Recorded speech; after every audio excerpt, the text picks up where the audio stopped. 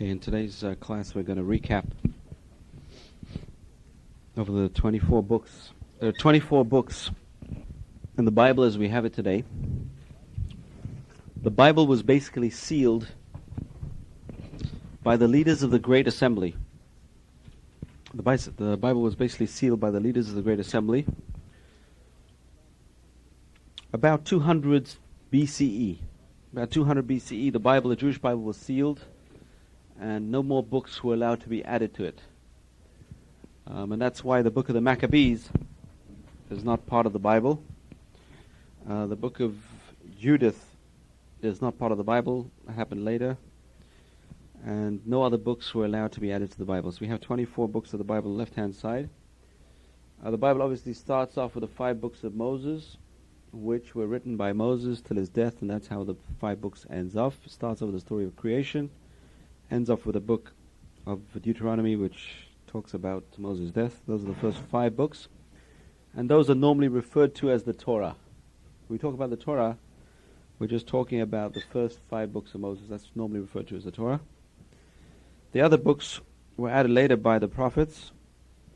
And we have over here, we look on the left-hand side of your page. After the first 5, you see the book of prophets, which include Joshua, Judges, Samuel 1, Samuel 2, Kings 1, Kings 2. We have the major prophets, which we're going to talk about in our next series of lectures. Isaiah, who predicts different prophecies, including world peace. We have the United Nations, the wall outside, Isaiah wall, a utopia of the future. Jeremiah, who predicted the gloom and the doom of the first temple being destroyed. For that he was thrown into a pit, very similar to Joseph's story, thrown into jail and deprived of basic necessities until he was rescued. The prophet Ezekiel, who lived in the time of the first exile, he was in Babylon, taken away in Babylon, and he had this beautiful prophecy of the revival of the Jewish people. He had the prophecy of seeing dead bones in a valley, and the dead bones rising and coming back to life, which prophesied the revival of the Jewish people as a people. He also had the prophecy of the Merkavah vision, which is the vision of the chariot of God, which is a deep Kabbalistic work, basically the ideas of meditation, which we discussed in our series on Kabbalah. So he was known for those 2 major prophecies. Then we have the 12 minor prophets. They were minor because their books are very small, not because of they themselves in their own right were minor. They themselves were major people, but they wrote small books. We find major prophets who never wrote any books. Like, say, Elijah, who's probably the best-known prophet. What book did he write? Never wrote any books. But he's included in the book of Kings, because he referred to the kings. He was always around rebuking some of the kings of Israel. So Elijah is mentioned in the book of Kings. Elisha is mentioned in the book of Kings. Natan Hanabi, who comes to King David and tells him off, is also mentioned in the book of Kings. All these minor prophets, they didn't even have any books, but they were major prophets without any books. And we have the minor prophets who are major prophets again with small books. The smallest book in the Bible is the book of Obadiah. Obadiah was the father of Jonah. He only has 1 chapter in his book. So you come along, you want to impress someone, just say, you know what, I read the whole book of Obadiah. Just don't tell them it's only 1 chapter. It's the shortest, one of the shortest haftarahs, one of the haftarot that we read in the shul on a Shabbat. And it's a whole book. You can say the whole book. We read that today for haftarah. It was very long. It was a whole book. It's just 1 chapter. He was the father of Jonah and also a student of Elijah. These were students of Elijah. Obadiah and Jonah were students of Elijah. Micha, Nahum, Habakkuk, all these are minor prophets. Zephaniah, Haggai, Malachi. Malachi, some people say, was no other than Mordechai. And Malachi was the last prophet. After Malachi, prophecy stopped. There was no more prophecy. So he was the last prophet. As I mentioned, some people say he was Mordechai. He was part of the leaders of the Great Assembly, which we have to discuss in the coming series. We're going to discuss how Judaism changed radically. Most people don't know this, but the Judaism we have today is not the same Judaism Moses had when he was around. If Moses would come back today, he'd say, what's going on over here? What are they talking about? What are all these laws the rabbis made? What's going on over here? You come to a synagogue and say, what's a synagogue? Because they never had synagogue in those days, which we have to discuss in our next series of the changes which were wrought for Judaism to adapt to exile, basically. The Torah is based on three things. It's based on the land. Israel was very, very important. Agriculture. A lot of the laws in the Bible are based on agriculture. All the laws of tithes and giving to the poor are based on agricultural produce, which we don't have today. All the laws of the temple. We don't have a temple today. So those are laws which, the sacrifices, we don't have them. So they had to substitute for those things in Judaism. How do they do that? So they invented new laws, which we have to discuss. Synagogue. The idea of a synagogue, or Bet Knesset, was invented in exile, the first exile. How do you get the Jews to survive in a diaspora, the first diaspora? They had to get a meeting place for the Jews, which is what Bet Knesset. Knesset means a meeting place, a house of meeting, more than a house of prayer. There are three functions for a synagogue. What are the three functions? Meeting, prayer, and learning. Right, very good. Beit Midrash, house of learning as well. So those are three functions for the house of prayer, house of learning, and just a house of gathering, which is what the Y today is, the secular equivalent of the synagogue. It's just one function which they took away from the synagogue. The synagogue used to be all three functions. In some synagogues, the 50s, they started building synagogues which had in them the gymnasium and the swimming pool and a synagogue in the same building. The EJBC, I think, was on that similar kind of concept. So the leaders of the Great Assembly, Malachi was one of the members. They're the ones who reinvented Judaism to apply to a diaspora, to apply to an exile. Zechariah. Then we have the Ketuvim, the writings. If you look in the bottom, towards the bottom of your list, on the left-hand side. The writings make up the third section of what's called the Tanakh. The Tanakh, if you look at the top left-hand side, the second line, Tanakh. Tanakh, T stands for Torah, which are 5 books of Moses. The N stands for Nevi'im, which is the book of the prophets. And the KH, Ch sound, which you don't have in English. The Ch sound stands for Ketuvim, which is the writings. What are the writings? The writings are various books which are more poetic and literary works. Works of wisdom, works of philosophy. Psalms, Proverbs, which is a philosophical work. Book of Job, according to the Talmud, there's different opinions. Did Job really exist or not? Was he Jewish? Was he not Jewish? According to the Midrash, Job was one of the advisors of Pharaoh. Pharaoh apparently had 3 advisors when he discussed the Jewish problem with his advisors. Who are his advisors? 3 advisors. Job. So he asked the advisors, what should I do? The Jews are just multiplying. What should I do with them? Job says, nothing. Kept quiet. Bilam, who is known as a bad guy, he was the advisor who said, let's kill him, let's get rid of them. And Moses' father-in-law, Yitro, was the 3rd advisor who says, leave them alone.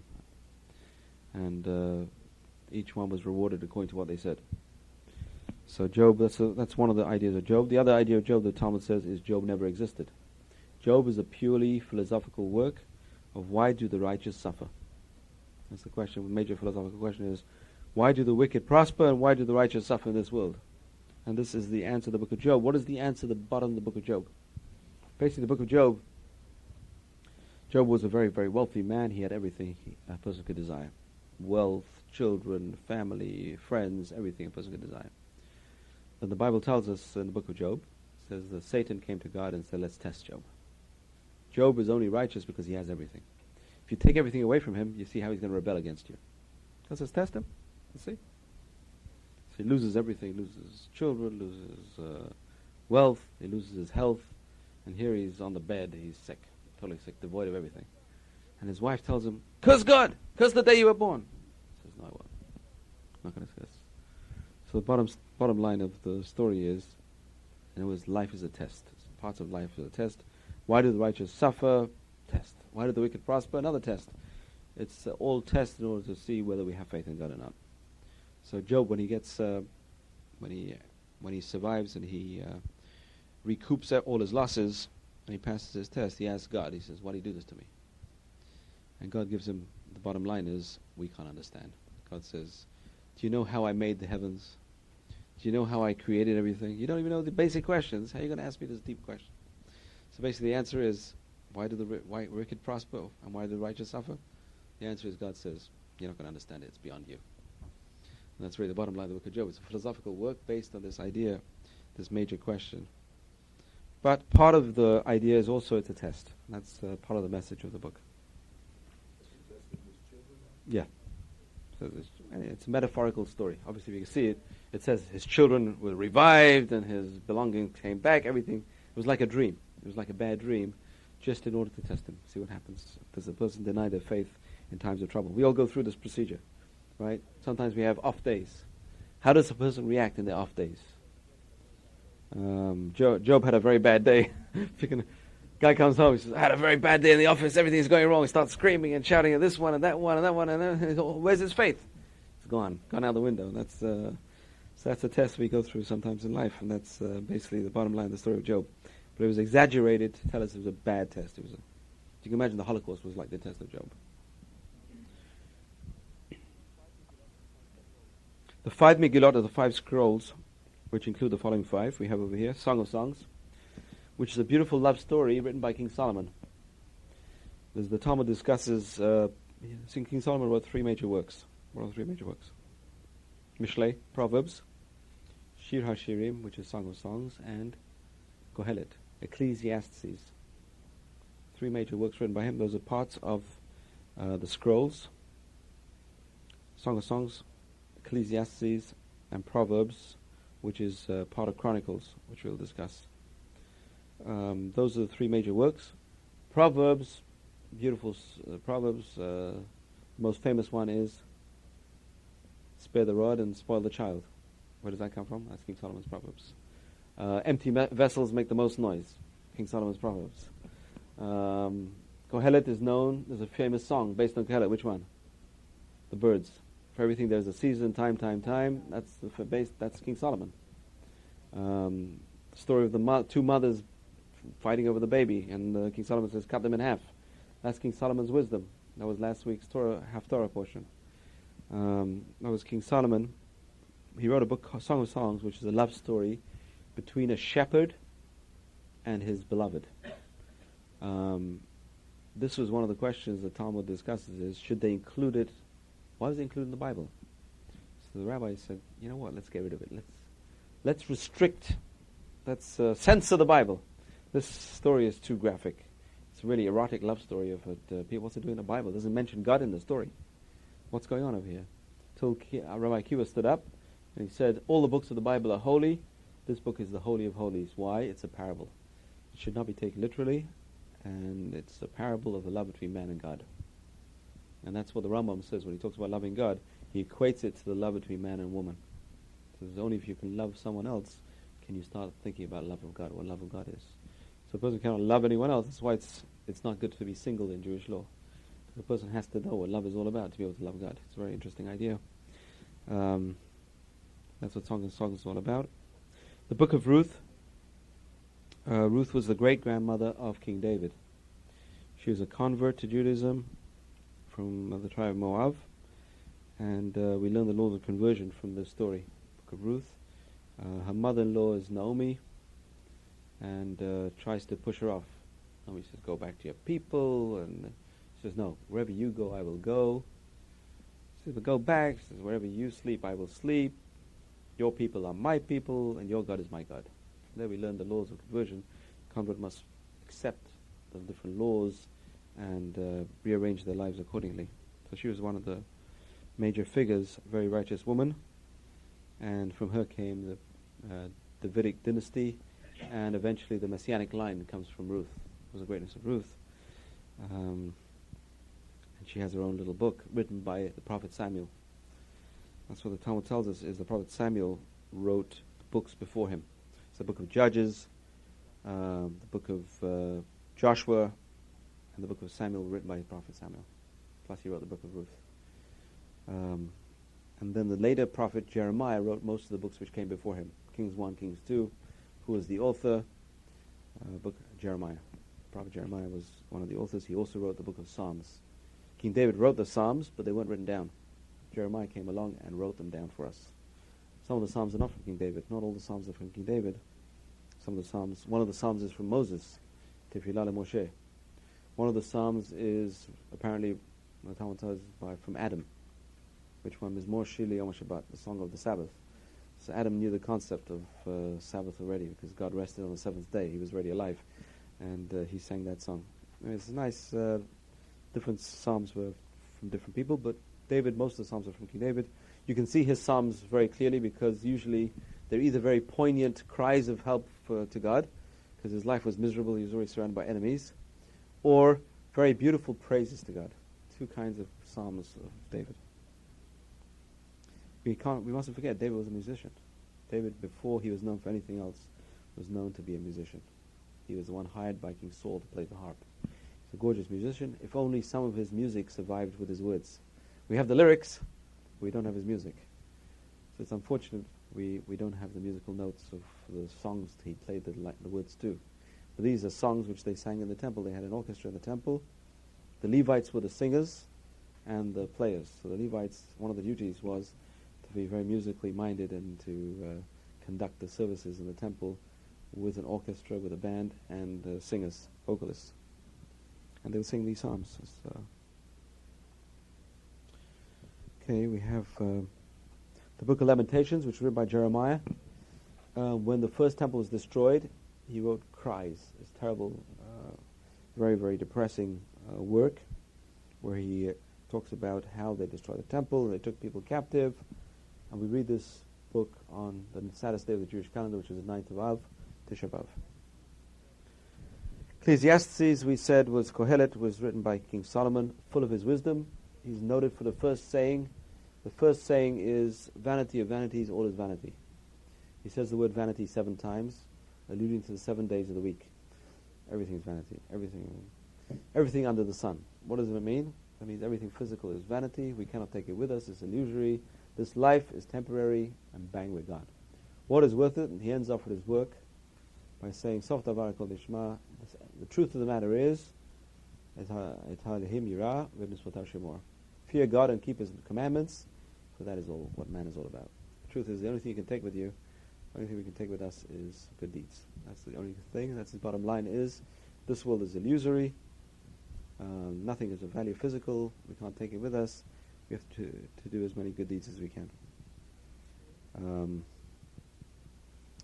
The rabbis discussed this book, and they said it was a very, very depressing book.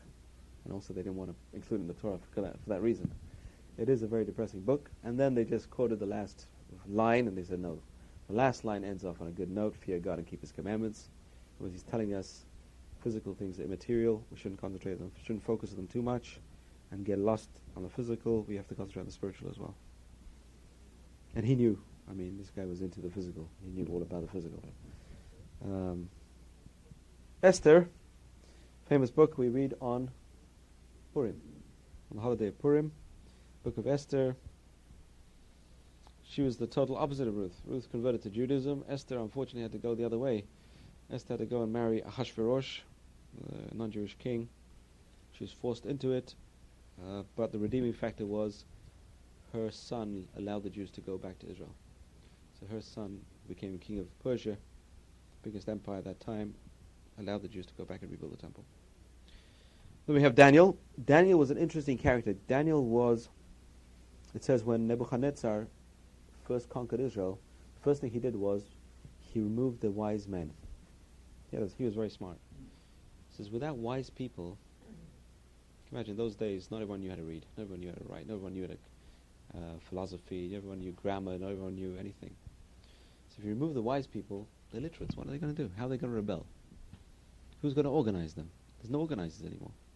So his policy was, when he conquered a country, take the elite away. Take all the nobles, everyone of any position of authority, remove them. So the first thing he did is, he took the house of David, all the kings, all their family, took them to Judah. He took them to Babylon, and all these wise men, and Daniel was one of the wise men. Took him with him. He became the advisor to Nebuchadnezzar, the king of Babylon. When the Persians conquered, what happened was the famous story of the writing on the wall. There's a saying, did you see the writing on the wall? It comes from the story of Daniel. Nebuchadnezzar dies. His son Belshazzar takes over. And to announce his reign, he has a beautiful feast. What today we'd call an orgy, probably. And in the middle of this orgy, they see a hand, imagine a hand coming from nowhere, writing on the wall. Writes 4 words, Mene Mene Tekel Upharsin, and no one knows what it means. Do you know what it means? I know what it means. Just read the book. So they say, look, this guy Daniel is very smart, call him in, maybe he knows. Comes in, says, wow, he says, guys, he says, the Persians are going to conquer us tonight. We're dead. And straight away, bang! Persians conquer, they have no time to defend themselves, they're taken over. And the Persians get the report, this guy prophesied, this guy understood the writing, that he predicted you guys are going to win. So the king made him his advisor as well. The king was Darius. Darius the first, or in Hebrew, Daryavish. He made him his advisor. The other advisors got angry. Why do they promote this guy from nowhere? And they planned his downfall. They saw him every day. He would pray by the window. Daniel would pray by the window, pray to God by the window. And they would ask him, who are you praying to? So we have this invisible, all-powerful one God. So what they did, they connived, and they made the king announce that everyone has got to worship him. They made a big statue of the king. Whoever doesn't worship him is going to be fed to the lions. That's the famous story of Daniel and the lion's den. That's where the source is. So he still prayed in the window. He didn't care. They threw him in the lion's den. And the miracle is the lions, who were very hungry, didn't eat him. And when the king saw this 3 days later, saw Daniel walking around among the lions, he just couldn't believe his eyes. So he took him out and put the other advisors in there instead. That's the story of Daniel Lion's Den. Daniel apparently was lowered by Hashverosh. Hashverosh was the next king in line, and his name was therefore changed to Chatach. Chatach in Hebrew means cut. He was cut down from his former glory. That's why his name was changed to Chatach. That's what the commentaries say. Daniel became Chatach, and Chatach was one of the advisors to Queen Esther. So that's why she was so close to Chatach. He was no other than Daniel. That's what the commentaries say. And that's why everything fits into place. Then we have Ezra and Nehemiah. Ezra and Nehemiah were the ones who rebuilt the second temple. Ezra was the cupbearer to King Darius II, who was the son of Esther. He was very close to him, very friendly with him, and he got the permission to rebuild Israel again. The whole first exile was only 70 years, that's all. Tiny compared to the second exile, which is 2,000 years nearly. Then we have the book of Chronicles, which is called Divrei Hayamim, which really lists history. All the different histories from the time of Adam till the end of the second temple period, all the way down to the end of the first temple period, all the way down. It tells us how long people lived. So it would give you, say, King Solomon tell you he started to reign when King David died, and he reigned for so many years, and this way we know Jewish history. So this is the source of Jewish history, Chronicles 1 and Chronicles 2. In Hebrew they're called Divrei Hayamim. Divrei Hayamim really means a diary, the words of days, or diary. Okay, so now this is called the written law. These 24 books are part of the written law, Torah Shebachtav. The written law, and you see the written law ended about 2,400 years ago. Okay, 2,400 years ago, that's when the Jews rebuilt the second temple. That's when no more books were added to the written law. So any books which came after that, like the book of the Maccabees, as I mentioned, were not included in the written law. Now we come to the oral law. What happened was, when Moses got the Bible is impossible to understand. To take everything literally, it's impossible. Why? There's so many different things which are hard to understand. Let me give you an example.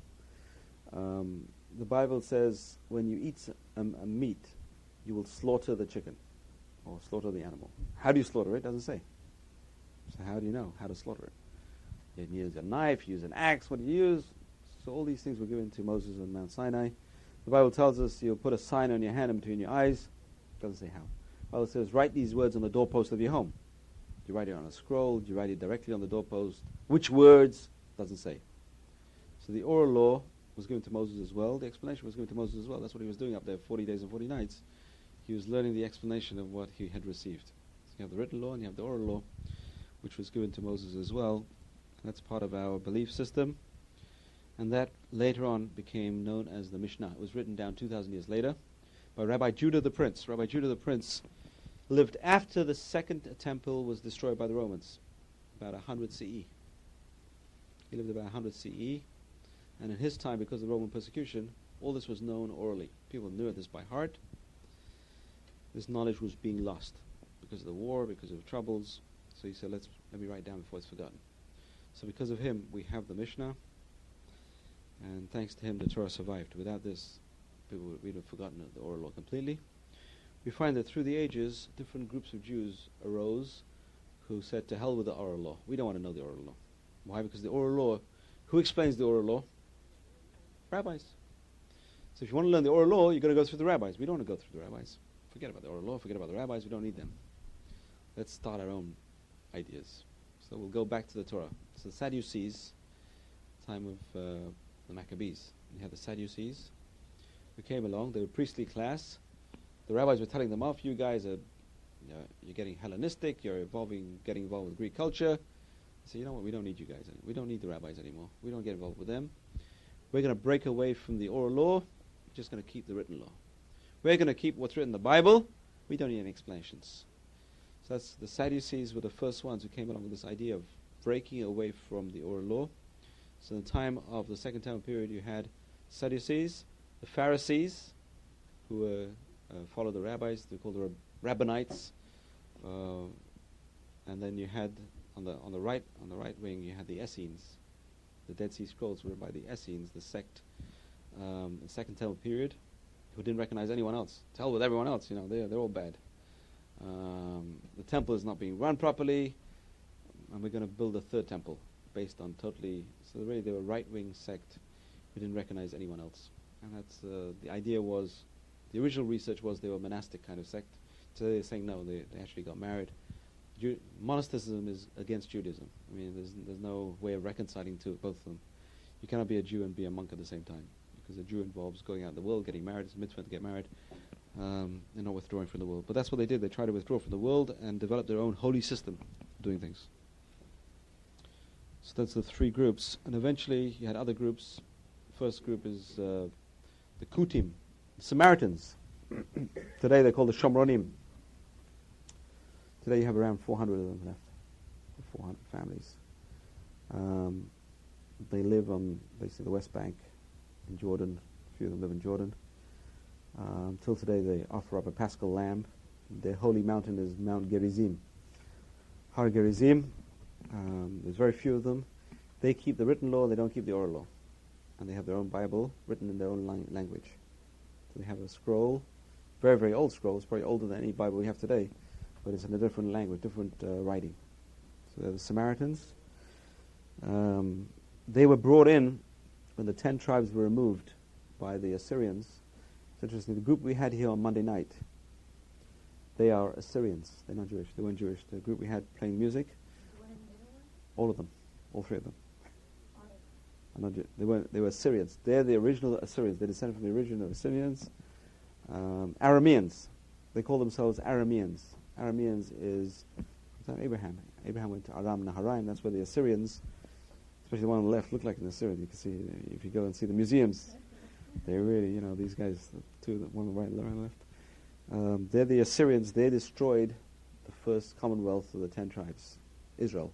The original Israel was destroyed by the Assyrians, and the Assyrians had a policy of moving populations. When they conquered a country, they would remove the population, move the population to a different location, and then put another population in their place. This way the population would not revolt against them. They had no link to the land. So what they did is they took away the 10 tribes. We don't know where they put them, and they put in their place these people, the Shomronim, got put in their place. They call the Shomronim because they moved to the Shomron. What happened, these people didn't like Israel. They wanted to go somewhere else. They went to the king, they complained, and the king said, okay, why don't you adopt these people's culture and you may acclimatize yourself to the land. So that's why they became Jewish. They all became Jewish, but they didn't accept everything, and that's why today we do not recognize them as Jews. They became Jewish and they didn't become Jewish. Their conversion was not a proper conversion, and later on they weren't accepted as Jews. Later on it's interesting. They consider themselves the Jews, not only as Jews, the Jews. We may not be considered Jewish. But they died out. They really died out. They take the Bible literally. The Bible says, don't leave your houses on the Shabbat. They don't leave their houses on Shabbat. It says, don't light a fire. Houses are dark. There's no electricity. They don't use electricity. They keep the Bible to the letter. Whatever they keep to the letter. They keep better than what we do. They write the 10 Commandments on the doorpost of the home. There's no mezuzah. They write the 10 Commandments on the doorpost. So they keep it to the letter. That's the Shomronim, the Samaritans. We don't recognize them as Jews. And then afterwards, another sect broke away called the Karaites. Right? The Karaites were much later, 800 CE. 800 CE. They broke away. They were in Babylon. They broke away from again, because of political argument. Their leader had a fight with the rabbis of his time. He says, to hell with you guys, don't need you. I'm going to start my own version of Judaism. I don't need. So he broke away from the oral law. Not oral law, just written law. And again, you cannot survive without the oral law because you need an explanation. So they wrote their own commentary. He had to write his own commentary to explain the written law. That's how the Karaites came along. They are considered Jews, but you cannot count them in a minyan.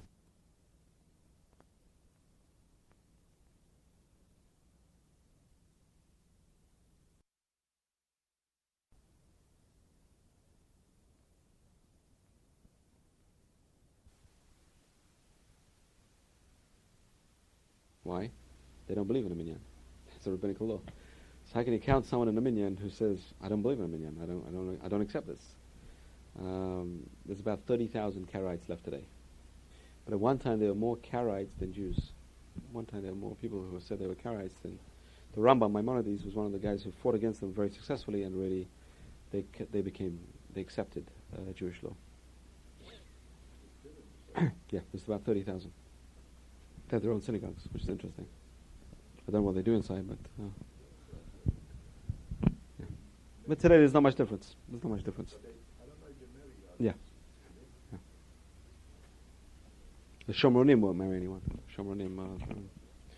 Okay, so the Mishnah, which is the oral law, which caused all this controversy. The oral law was obtained from Moses, most of it. The rest was added by the rabbis later. And that's part of the Mishnah as well. So the Mishnah includes 6 different sections. First section deals with agricultural laws. Second section deals with festivals, all the laws of festivals. Then we have the laws of marriage and divorce, which were very advanced at that time. Jewish laws of marriage were very, very advanced. Why? Because the rights of women were greatly respected. In Jewish law, a man has to respect his wife. She had most of the rights. She had rights. The rabbis enforced a law called the ketubah. The ketubah is the marriage document, which was really revolutionary 2,000 years ago, to make a marriage document where the man was obliged to pay a certain amount of money if he got divorced or if she was widowed. It's tremendously revolutionary. Plus he commits himself to 3 things. The Bible already gave women 3 rights. What are the 3 rights? Who got married last? Who knows their rights? The Bill of Rights. The Bill of Rights of women. 3 rights. Yeah. Support, financial support, clothing, and conjugal rights. A woman had to have 3 rights. Don't forget, 3 things you can demand. They're my rights. This is from the Torah. This is not from the Ketubah. The Ketubah gives added financial rights in case of divorce or being widowed. So that's including laws of women. Nezikin, damages, civil law. Most people don't know that Judaism includes civil law. Tremendous body of civil law. 1/4 of the code of Jewish law is based on civil law. It's all civil law. Laws of damages, laws of business are all included in Jewish law. Jewish law is a complete system. There's no other system like it. It covers everything from morning till night. A person's in business, a person's at home. Everything is covered by Jewish law. Jewish law, nothing was left to guesswork.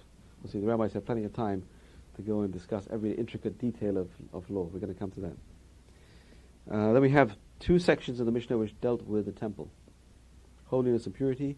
Most people today do not study these works because they don't apply to us. So 1/3 of the Mishnah does not apply today. 2 out of 6 of these volumes do not apply today because they're based on the temple. There is now an organization trying to relearn these things. They want to rebuild the temple. They call the temple faithful, and they're the ones causing this. They're trying to go into the mosque and pray over there, and this and that. The Arabs hate their guts. And they're the ones trying to bring back revival into these laws. And if you go to the old city of Jerusalem, you'll see different organizations there exhibiting how the priests dressed and what the temple looked like and this and that and the other. They have museums, they're building museums just to raise awareness of the temple service. Then we have the Talmud. The Talmud basically is called also Gemara. Okay, so Gemara is the Talmud. The Talmud is a commentary on the Mishnah. So the Mishnah includes 6 different volumes. The Talmud is a commentary on the Mishnah. As you can see, the rabbis have plenty of time, not much else to do, and they had to comment on the Mishnah. What happened was, over a period of time, people forgot what the Mishnah meant. The Mishnah was written down basically to aid the memory. So a person had the memory of all these laws, but he had to memorize just the headings, just to remind him what happens. So like I'm a physicist. But once in a while I've got to go over what I learned. But I know if I know the headings of what I know, then I can go and research each topic. I can remember. It aids my memory. So the Mishnah served as an aid to the memory of the people who learn the Mishnah. They would learn the Mishnah and say, oh, that's what it means, and this it really revolves around this topic, and they expand on it. So what happened was people were forgetting what the Mishnah meant. So the people in the Talmud discuss what does this Mishnah mean, what is the background behind it, what is it getting at, and it throws a completely different light. If you learn the Mishnah without the Talmud, it's impossible to learn, because we don't know the background behind it. There are 2 Talmuds. One Talmud was written in Israel, time of the Romans. Unfortunately, the Romans were not very favorable towards the Jews, especially after the Bar Kokhba revolt. There were very, very few Jews left in Israel. They destroyed Israel, totally destroyed Israel. The Jerusalem Talmud was therefore very short. It's tiny compared to the Babylonian Talmud, and that's why today most people don't learn it. It's not as authoritative as the Babylonian Talmuds. The Jerusalem Talmud, even though it's written in Israel, is not authoritative. Why? Because they didn't have time to discuss all the different topics. It's very brief. There's not much discussion and not much debate and not much expansion on the Mishnah. The Babylonian Talmud, however, they have plenty of time.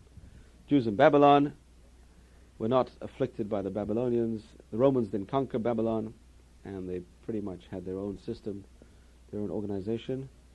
They had what's called the Exilach. Heard of the Exilach? The Exilach was called the Reish Galuta. The head of the exile was a descendant of King David, appointed by the Babylonians to govern the Jews. So as the Jews had their own system of government, as long as they paid their taxes, there was no problem. The head of the exile had to arrange the tax collection and pay it over to the king.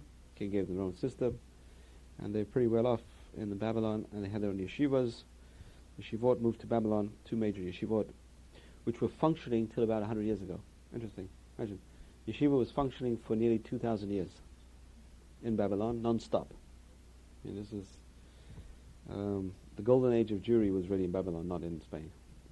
Even the Spanish Jews were descended from Babylon. We're going to discuss that next series. We have a series about Sephardim and Ashkenazim. Where did the 2 different customs come from? Probably they came from this break between Babylon and Jerusalem. The Ashkenazi Jews followed this one theory. Ashkenazi Jews followed the custom of Jerusalem. The Sephardic Jews follow the customs of Babylon, which we're going to discuss next series much more in detail. Then we have the major commentators, medieval commentators, who are super commentaries on the Talmud. So don't forget, the Talmud is a commentary on the Mishnah is a commentary on the Torah. Now you have the commentaries on the commentaries of the commentaries.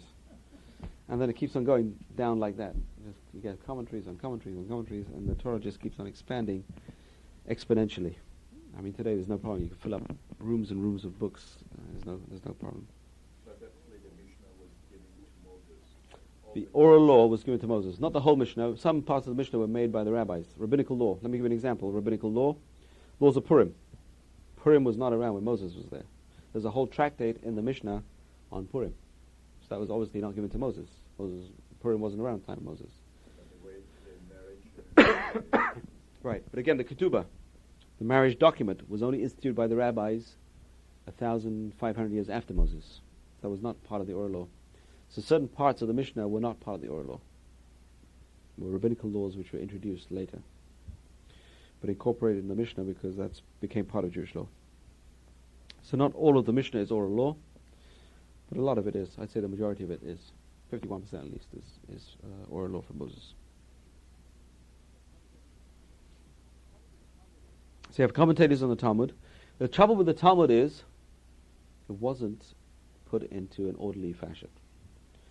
The rabbis had a habit of getting off into tangents. Imagine when you're discussing a topic and you want to expand on the topic. Sometimes they would mention someone's name about something which was relevant, and then when they mentioned it, they would remember other things that person said, not connected completely with what's being discussed. So say they had Rabbi Akiva said this, and say, oh yeah, Rabbi Akiva said this as well, and he said this as well, and he said this as well, and then they go off on a tangent, totally unconnected completely.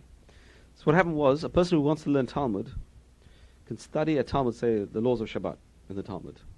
But how much of it is actually talking about Shabbat? There's other laws scattered in and thrown in at the same time, so therefore a person doesn't get a very good idea of what's going on. Plus there's tons of arguments.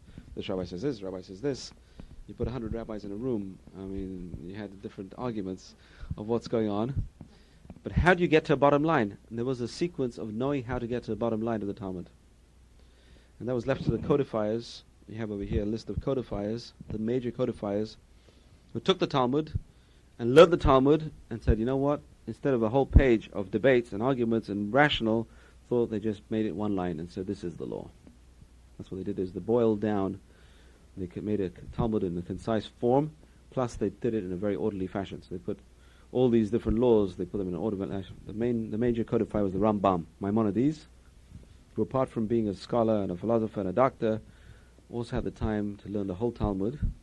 Don't forget, he learned the whole Talmud, and then in his own mind he ordered it in an orderly fashion. He started thinking, this law should really be in this place, and this law should really be in this place. And he wrote it down. The Talmud was in Aramaic. He wrote it in beautiful, clear Hebrew. He did a fantastic work. The clearest book on Jewish law is the Rambam. Well, the Code of Jewish Law cannot come close to the beauty of the Rambam. Not only that, but he explains it as well. He gives the philosophy of Judaism as well into the law. Again, he culls this from all different places, all scattered through the whole of the Talmud. How many pages does the Talmud have? If you learn one page a day, it'll take 7 years. That's how many pages the Talmud has. But again, that's Talmud with the commentaries. The pages started expanding. The Rambam's version, which is a codified version of the Talmud, basically. No, not the Rambam's version. The Talmud itself would take 7 years. The Rambam is much shorter. If you learn a chapter a day, I think Chabad have a system of learning a chapter a day. The Rebbe was very much into learning Rambam. Learning a chapter a day, it takes about 1 year. Learn a chapter a day of Rambam. It's a good thing to do. You get a real idea of what Jewish law is all about if you learn one page of Rambam. Today you get the Rambam in English. They're selling these brown, very, very fine volumes, brown volumes. At least the first few sections of the Rambam are very, very interesting. The first section is the Yesodei HaTorah, the foundations of the Torah, which gives you the basics of Jewish philosophy. Then he has a section called the Book of Knowledge, which is laws of hygiene, diet, thought, character building. Tremendous work. The Book of Knowledge, but everyone should have it in the house. Just a small little volume. Very, very beautiful reading, Book of Knowledge. You have the Smug and the Smak and the Tur. Let's talk a bit about the Smug. Interesting character, Rabbi Moshe Mekusi. Kusi was a place in France. His brother was a businessman, and he grabbed him one day and he took him on business to England. Unfortunately, in the English Channel, they met up with pirates, and they ended up being separated. We don't know what happened to the younger brother, but the older brother, who was the rabbi, ended up being sold to Arabs. It says he was living in Syria, he was sold to an Arab in Syria, and he was working the fields and this and that and the other. And the Arab's daughter fell in love with him, but he refused to marry her. Well, she died out of love sickness. I don't know what happened. Eventually, somehow, he teams up with Richard Lionheart. Richard Lionheart was taken captive by the Arabs, by Saladin, and he ends up in the same jail with him. And he helps him and this and that and the other. Eventually, Richard Lionheart is victorious, and he takes him with him back to England. And then he rewards him by giving him a dukedom in France. So his own hometown, they hear rumors, there's a new duke appointed to our town. So they all line the streets, and here comes this guy riding on armor, on the horse, and here, when they take off the armor, sees the Rabbi Moshe Mekusi comes out under the armor. So that's one of the beautiful stories of a very strange story. He's brought down on the side of the Talmud. There's a commentary called Tosfot. Tosfot, and one of the people they quote over there is Hasar Mikusi, Omer. The Duke of Kusi says. That's how they refer to him instead of Rabbi Moshe. He lost his title, he became known as the Sar Mikusi. He wrote a book of Sefer Mitzvot. They codify. What they did is the earliest books of law, Jewish law, build them around the 613 commandments. The 613 commandments in Jewish law. So what they did is they took each commandment and they wrote the laws on each commandment. So how do you break Jewish law down? So that's one of the systems is around the commandments. There's one famous book which was written in the Middle Ages called the Book of Education. The author of the book is unknown. One of the famous Spanish authors. We don't know who he was even. He didn't put his name to it.